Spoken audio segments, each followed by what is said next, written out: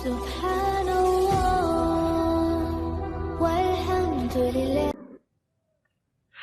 قطب الدین بختیار کاکی سب کہہ دو رحمت اللہ علیہ، بڑا ولی ہے، بڑا ولی ہے۔ آخری وقت آیا، وصیت نامہ لکھ دیا، انتقال ہو گیا، لوگ آ گئے۔ اتنا اچھا زمانہ تھا، مولانا مناظر احسن گیلانی رحمت اللہ علیہ نے لکھا ہے کہ خواجہ قطب الدین کا جنازہ پڑھنے کے لیے جو مجمع آیا ہوا تھا اس میں کم سے کم 15,000 محدث تھے، 50,000 قاری تھے، 80,000 ناظر قرآن پڑھنے والے تھے۔ ریل، موٹر، کار، ہوائی جہاز کچھ نہیں تھا، اتنی دنیا جنازہ پڑھنے آئی تھی۔ جب وصیت نامہ کھولا گیا، توجہ کرنا، بس یہ بات لکھ کر اگر آج آپ لے گئے تو انشاءاللہ میرا واز کامیاب ہو جائے گا۔ وصیت نامہ کھولا، اس میں لکھا ہوا تھا میری نماز جنازہ وہ آدمی پڑھائے، میری نماز جنازہ وہ آدمی پڑھائے جس میں 3 شرطیں پائی جائیں۔ میری نماز جنازہ وہ آدمی پڑھائے جس میں 3 شرطیں پائی جائیں۔ پہلی شرط یہ ہے، ساری زندگی میں، ساری جوانی میں آج تک ایک دن بھی اس کی جماعت کی نماز تو کیا تکبیر اولا بھی فوت نہ ہوئی ہو۔ ایسا آدمی میرا جنازہ پڑھائے جس نے جب سے ہوش و حواس سنبھالا ساری زندگی میں اس کی نماز نہیں، جماعت نہ گئی ہو۔ پہلی شرط تو یہ، اور دوسری شرط یہ ہے میری نماز جنازہ وہ آدمی پڑھائے جس کی ساری زندگی میں کبھی تہجد کی نماز قضا نہ ہوئی ہو۔ تیسری شرط یہ ہے میری نماز جنازہ وہ آدمی پڑھائے جس کی ساری عمر میں، ساری زندگی میں، بیماری میں، سفر میں، تندرستی میں، کاروبار میں، کسی حال میں بھی اس کی نگاہ غیر عورت پہ کبھی نہ پڑی ہو، غیر محرم عورت پہ اس کی کبھی نہ نظر پڑی ہو۔ اب یہ تینوں شرطیں بڑی سخت، وصیت نامہ پڑھ کر سنا دیا گیا، کوئی آگے آنے کو تیار نہ ہوا، نہ محدثین میں سے، نہ مفتیوں میں سے، نہ قاریوں میں سے، نہ عالموں میں سے، نہ حافظوں میں سے، کوئی آگے آنے کو تیار نہیں۔ کیوں؟ سب کو یاد تھا بھی جماعت بھی کبھی نہ کبھی نکل جاتی ہے، تہجد بھی رہ جاتی ہے، اور دوستو سچائی کا زمانہ تھا اس لیے کوئی آگے نہ آیا۔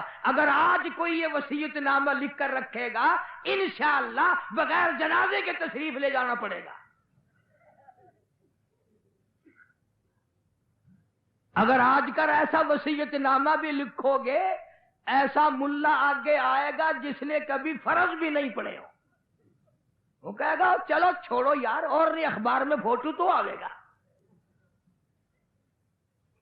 تینوں شرطیں بڑی سخت، خواجہ قطب الدین بختیار کاکی رحمت اللہ علیہ کی لکھی ہوئی شرطیں ہیں۔ صبح سے لے کر شام ہو گئی، عصر کا وقت آ گیا، جنازہ رکھا ہوا ہے، خلقت خدا کی آئی ہوئی ہے، نہ کسی میں یہ شرطیں پائی جائیں، نہ کوئی جنازہ پڑھائے۔ عصر کی نماز کا وقت جب قریب آیا، ایک آدمی صف میں سے نکل کر آگے آیا، جنازے کے قریب آیا اور منہ سے کپڑا اٹھا کے کہنے لگا او خواجہ تجھے کیا ملا، تجھے کیا فائدہ پہنچا، تجھے کیا چیز حاصل ہوئی، جاتے جاتے میرا پردہ کیوں کھول گیا۔ آج آج تک میرے رب کے سوا تیرے سوا کوئی نہیں جانتا میں کیسا ہوں. آج تو نے میرا راز کھول دیا. میں سمجھتا ہوں کس کو لکھ کے گئے ہو, کس سے جنازہ پڑھوانا چاہتے ہو. مجھے پتا چل گیا تھا پر میں اپنے آپ کو چھپانا چاہتا تھا. او خواجہ مجھے دنیا میں کیوں ذلیل کر دیا. اب دو باتیں ہیں, اگر میں اپنا راز بچاؤں تیرا جنازہ پڑھانے والا کوئی نہیں, اور اگر تیرا جنازہ پڑھاؤں میرا راز نہیں بچتا. صفحے بنوائی, جنازہ پڑھا دیا. تم میں لکھے پڑھے لوگ بھی ہوں گے, میں تاریخ کی طرف سے ذمہ داری سے کہتا ہوں کسی نے اعتراض نہیں کیا کہ تیرے اندر یہ شرطیں نہیں پائی جاتی.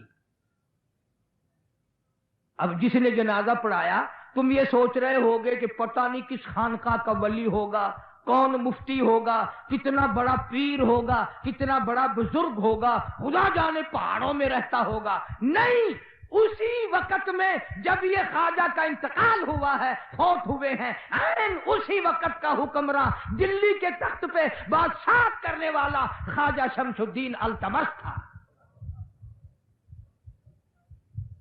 کبھی بادشاہ ایسے ہوا کرتے تھے کہ ان کی جماعت کی نماز نہ جاتی تھی, کبھی تہجد قضا نہیں ہوتی تھی, کبھی غیر عورت پہ اس کی نگاہ نہیں پڑتی تھی. آج غریبوں, مزدوروں اور ملازموں تم سارا دن بدنیتی سے 100 عورتوں کو تاڑتے ہو, اور مرتے وقت تمہیں کیا ملے گا؟ اور یہ لازمی بات ہے, جب بادشاہ متقی ہو, جب بادشاہ اتنا بڑا ولی اللہ ہو, جب بادشاہ اتنا بڑا دین حق کا پابند ہو, تو رعایا کا کیا حال ہوگا؟ اس لیے قرآن کریم نے اعلان کیا, لوگ کہیں گے الہی اب کے دنیا میں بھیج دے. بڑا قرآن پڑھا کریں گے, بڑی اللہ اللہ کیا کریں گے. قرآن کہتا ربنا اخرجنا نعمل صالحا غیر الذی کنا نعمل. الہی اب کے دنیا میں بھیج دے, بڑے نیک کام کیا کروں گا. آواز آتی ہے, اور ظالم تو نے میرے قرآن کی پرواہ نہ کی, میرے محبوب کے فرمان کی پرواہ نہ کی. آج میں تجھے کیسے رعایت دے دوں؟ تو نے گیا گزرا دور ہے نوجوانوں کے لیے, اب تو اور چیزیں بڑی مہیا ہیں, انہیں ہوش تک نہیں کہ یہ وہ بے وفا دنیا ہے جو کسی کی بھی نہ بنی. ایک دو کی بات نہیں, لاکھوں کروڑوں کی بات نہیں, کھربوں لوگوں کو زمین کھا گئی, بادشاہوں کو کھا گئی, وزیروں کو کھا گئی, بڑے بڑے حسین اس خاک میں مل گئے. ایسے ایسے خوبصورت جوان, ایسی ایسی خوبصورت عورتیں جن کے چرچے پوری دنیا میں تھے, خدا کی قسم لوگوں نے اپنے ہاتھوں سے لاکھوں من مٹی ان کے اوپر پھینک دی. بات ہے ساری عمل کی, نہ دولت پہ بگڑو, نہ عورت کے پیچھے بگڑو, نہ سوچتے تک نہیں کہ یہ دنیا تو بالکل فانی ہے, یہاں سے جب آدمی جاتا ہے پتہ ہی نہیں چلتا. یہاں ضلع جنگ میں دریا چناب پہ ایک ہیڈ ہے, ہیڈ تریمو. میں وہاں گیا تو پتا چلا کہ کئی دن ہو گئے ایک لاش تیرتی ہوئی آئی, دریا میں قتل کر کے پھینک دیا. سرکاری آدمیوں نے لاش کو پکڑ کے بستی والوں کے حوالے کر دیا کہ یار مسلمان کی میت ہے, دفن کفن کرو.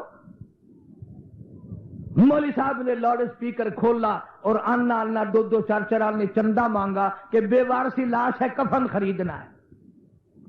پیسے آ گئے, کفن خریدا, جنازہ پڑا, دفن کر دیا. تیسرے دن پتا چلا جس پہ کوڑی کوڑی پیسہ پیسہ چندہ کر کے کفن پڑا 35 مربوں کا مالک تھا. تمہیں کیا معلوم ہے میرے تیرے مقدر میں کیا لکھا ہے؟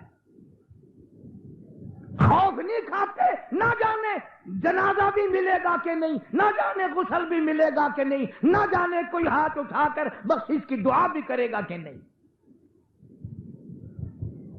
ہم نے تو سن 47 میں دیکھا کروڑوں پتی لوگوں کو کفن نہ ملا, جنازہ نہ ملا, غسل نہ ملا, اور یہاں تک کہ کئی لوگوں کی کھوپڑیاں کتوں نے گھسیٹی. دولت پہ ناز کرتے ہو، فخر کرتے ہو کہ یہ ہمارے پاس ہے اور کسی کے پاس نہیں. عمر رسیدہ بزرگوں، میرا ایک ہی آپ سے خطاب ہے، پیغام ہے، اور وہ یہ کہ اس اپنے گھر کو مسلمانوں والا گھر بنا کے مر، اپنی اولاد کو مسلمان بنا کے مر، اپنی اولاد کو نمازی بنا کے مر، اپنے آپ کو آخرت کے لیے تیار کر. اللہ پاک مجھے اور آپ کو عمل کی توفیق عطا فرمائے. وآخر دعوانا ان الحمدللہ رب العالمین.